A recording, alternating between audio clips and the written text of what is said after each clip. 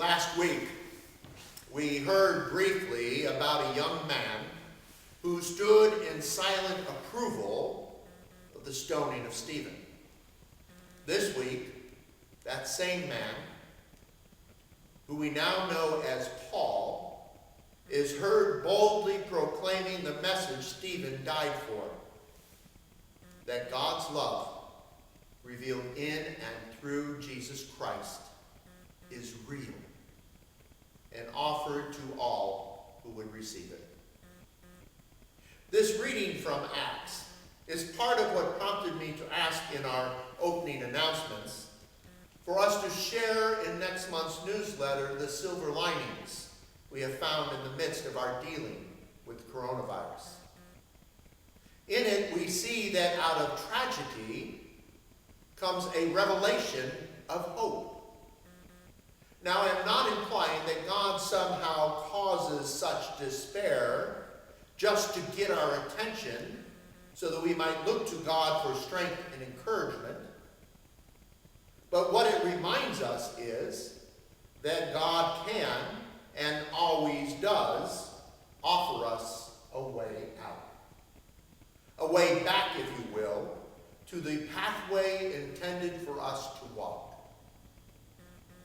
A pathway that leads us to where hope is not an aspiration, but a reality to be lived into. One of the first Bible verses I memorized was Proverbs 16:9. In his heart a man plans his course, but God determines his steps. The reason this verse came to have such meaning to me is that it summarized my life's journey. Long before I was a priest, I felt called to serve our country, and I did faithfully in the Air Force. I believe I was good at what I did, and that I encouraged others to do the best they could also. When the time came for me to prove myself, instead of dropping bombs on the enemy, as I had trained to do for so many years, I found myself sitting on the sidelines, training pilots who would go and fly and fight in what I viewed as my place. To say I was angry is an understatement. I felt I had earned the right to be on the front lines, and that is where I wanted to be. But God had other plans for me. Plans that would lead me along a different path. While I do not wish to draw too tight a parallel between my story and that of Paul, there is a common thread. The changes in both our lives arise out of a tragedy. A thing so bad it opened our hearts, knowingly or unknowingly, to the Lord, who was there to show us the way out of despair and towards a life of unmeasurable joy. As I began to walk this new pathway, it wasn't easy.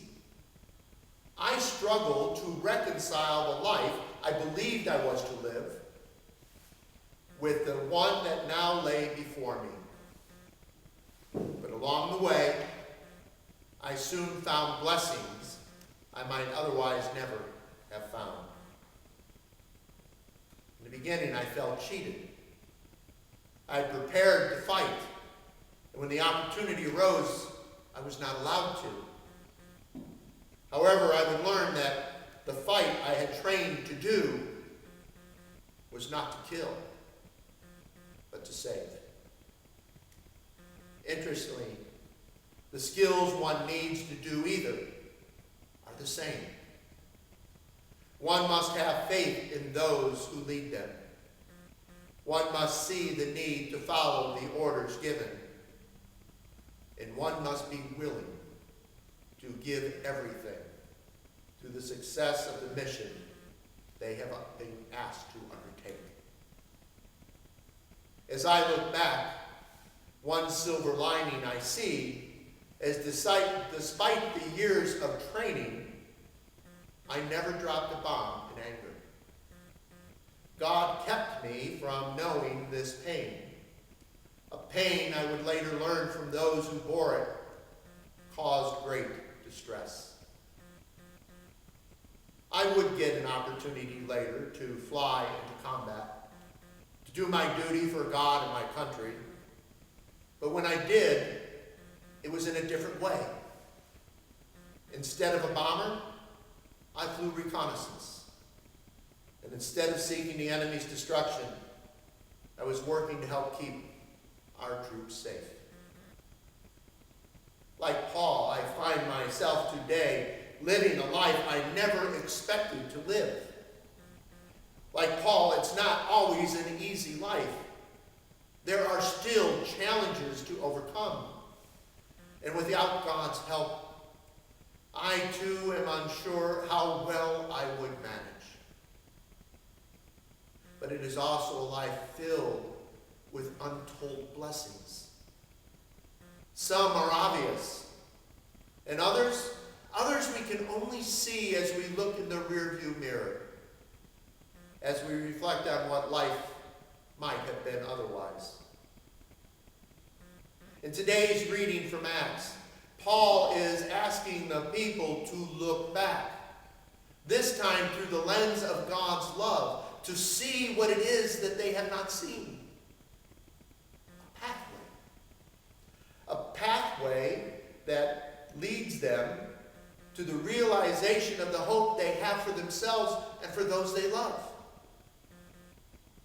It is a path, Paul says later on, that is revealed in and through Jesus Christ. A path open to all who are willing to follow where it leads.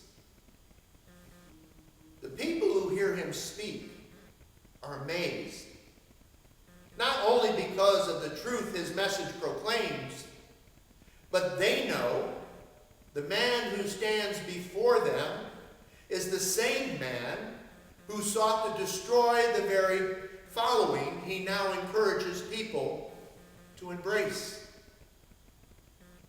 If the Lord Paul professed to follow had the power to change his heart in such a way, what might such a Lord do for those who hear his message and, like Paul, choose to walk in the way of light they are invited to travel? Now, not everyone who hears Paul speak will embrace the message he shares. And he knows that one day he too, like Stephen and like Jesus before him, will be executed for his efforts to bring an awareness of God's love for all to all with ears to hear. Yet he still preaches and teaches. And because he does, God's message of hope reaches throughout the Mediterranean region. Not only to those who have never heard it before, but to all those in the shadows who fled the persecution of Jerusalem, encouraging them to come out into the light and share the message too.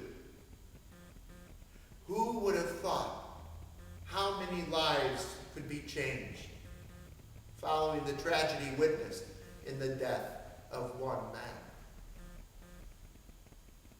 And looking back, it is so much easier to see the blessings than while embroiled in the midst of what chaos is causing us pain and suffering.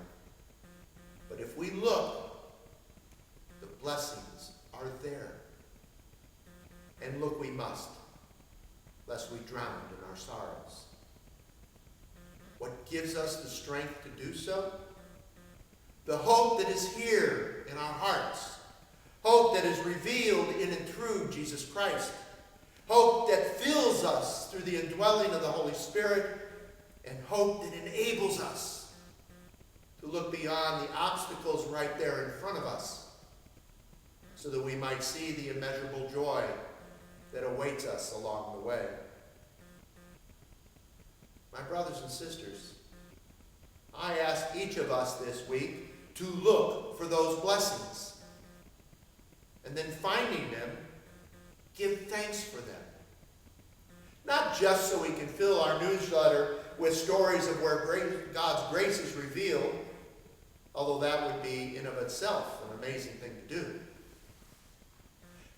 but so that we might see that which we hope in is real and true. And seeing this, trusting in God to help us find a way to share our awareness with others so they may see it too. How many other lives might be changed from our witness of the blessings revealed that arise out of the tragedy brought about by the coronavirus? 1, 2, 100? I don't know. But this I do know.